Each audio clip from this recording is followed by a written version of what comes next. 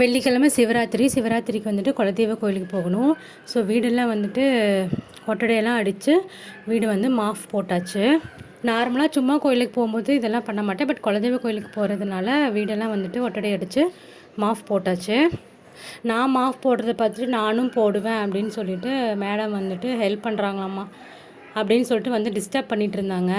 இப்போலாம் எந்த வேலையாக இருந்தாலும் பரவாயில்ல, செய்யவே முடியலனாலும் நான் செய்கிறேன் அப்படின்னு சொல்லிட்டு வந்து டிஸ்டர்ப் பண்ணுறது தான் மேடமோட வேலையே. அவள் இருக்கும்போது எந்த வேலையுமே வந்துட்டு செய்யவே முடியாது. சம்மருக்கு என்ன சாப்பிட்லாம் அப்படின்னு சொல்லிட்டு பார்க்கலாம். இங்கே பார்த்திங்கன்னா ஒரு ஃப்ரூட் கடையே வந்துருச்சு. ஸோ சம்மரில் வந்துட்டு நிறைய ஃப்ரூட்ஸ் எடுத்துட்டோம்னா உடம்புக்கு ரொம்ப ரொம்ப நல்லது. இது கூட வந்துட்டு முலாம்பழம், தர்பூசணி பழம் வந்துட்டு ஆட் பண்ணிக்கோங்க. பாப்பாவுக்கு வந்துட்டு ஈவினிங் போல் ஆரஞ்சு ஜூஸ் வந்து போட்டு கொடுத்தேன். டெய்லி ஒரு ஜூஸ், அப்படி இல்லைன்னா ஒரு இளநீ எடுத்துக்கோங்க. உடம்பு ஹீட் ஆகிறவங்க பப்பாளி, அன்னாசி, பலாப்பழம் இதை வந்துட்டு சாப்பிட்றது விட்டுருங்க.